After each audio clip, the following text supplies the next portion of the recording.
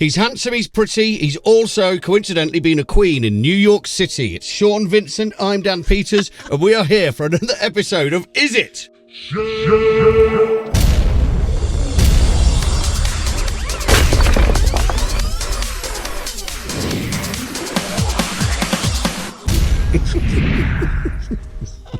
Good one. Okay, so Mr. V, what are we looking at today? Yes. Today, Mr. Peters, we are looking at the Kush Clariphonic Mark II. The Kush Clariphonic is a piece of hardware. Yep. Bear with me. That Kush themselves have modelled, and it's a plug-in. Been out a while, actually, and quite a lot of people for quite a long time have been asking us to have a look at it. And So it's another one from the comments. it's another one from the comments. It's Always makes me think of... having a bit of a Kush. Yeah. Yeah. Kush. Yeah. Interesting. Oh, great days. Anyway, Great days. from what I can remember. From what we vaguely remember. Yeah. Interesting. So, Yes. what is it? What does it do? It looks quite cool, actually. It does look quite cool. So basically, it's a parallel EQ. It can work. So the hardware, there's two versions. There's the stereo version and there's the mid-side version. The mid-side just has the advantage of you can flip it into mid-side mode, which is really useful. This, obviously, because it's a plug-in, can be stereo, dual mono, or working mid-side, which is quite nice.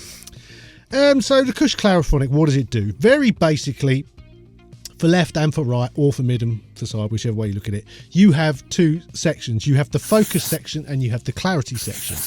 The focus section, you have these two switches which allow you to flip it into the various modes, and all they're doing, it's kind of like a frequency selector. It's not telling you what frequencies you're selecting, but it's giving them names like tight and diffuse or open and lift, which, as you'll see when you start playing with it, and you then dial the focus knob up, the further to the right you go, basically they're shelves, or it's like a bell which is very, very high, or in this case it's the mid-range. So it's giving you basically a preset which you then dial more or less of. So focus is dealing with the mids and clarity is dealing with the highs. And it's slightly different. If you can see the switch on the high section, you choose between the left or the right. So you go between presence and sheen. You can choose one of those two, or you flip it the other way and you can have shimmer or silk. Okay. Basically, you just have to piss around with it. Yes, I couldn't. Yeah, it sounds like they've sort of. It almost sounds like they've got this really cool EQ that they've just restricted, or two cool EQs. They've restricted your access to. They've said this is the best way to use it, so we're going to just give you one knob.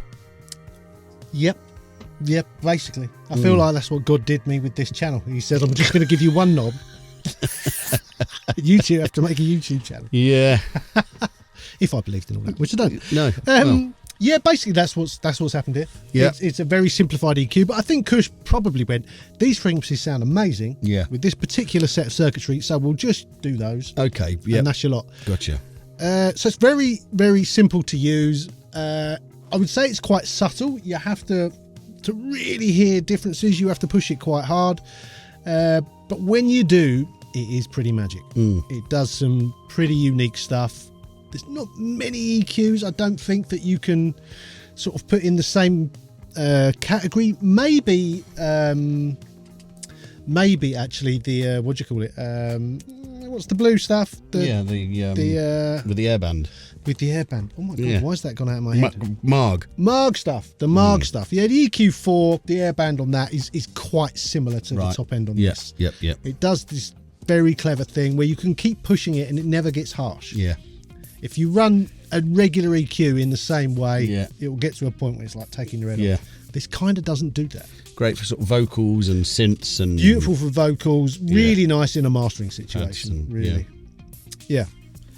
Very, very cool. Kush. So it's made. Did you mention it's made by the Kush who make the hardware? Yes. Yeah. Made by the same people. You get it from their website. You get it from their website. Yeah. And what do they do in the way of a demo? You get a 10-day demo. That's not bad. No, it's not bad. Yeah. It's not bad at all. Give it a bash. Yeah. The hardware, if you were to buy it, it's quite hard to come by, but it's around £1,000 mark. Okay. For the hardware. You'd have to want it then. You would have to want it, yeah. Yep.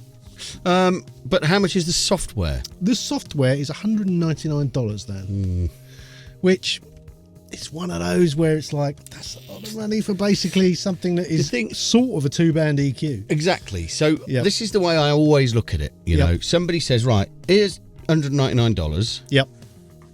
Either option 1, do what you want with it. Right. Or option 2, buy a plug-in with it. Yeah. Is this the plug-in you would go and buy with $199? If I only had that $199 and I had to buy a plug, no, I wouldn't. No. If someone said, however, you can buy a plug-in, you specifically need something that's going to sweeten the top end on your mixes. Yeah, you'd say I've already got a Marg, so I might. Yeah. Yeah.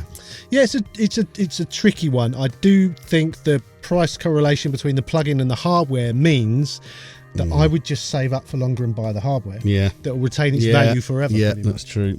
I mean, it looks nice as well. It does. It looks exactly like the hardware as well. They call those chicken head knobs. Chicken head knobs, yeah. Same as on the old Gain Lab. Yeah. Yeah. No, it is nice. It is a nice bit of kit. It does look nice. Yeah. Okay, so that's sort of where we are with it. Is it time for the question? Almost. The one thing I will mention, it doesn't scale, which is a little bit annoying. It's not tiny on the screen, but it could be bigger. These days, you get used to plugins that scale to fit your monitors. Yeah. Yeah, it's a little bit annoying that it doesn't. Is it old? Is it quite an old plugin? Is it? I think it's been around a little while. This is the Mark II. I don't know how long it's been around for, the plug-in version, but it's it does its thing. It's not got a lot of competition.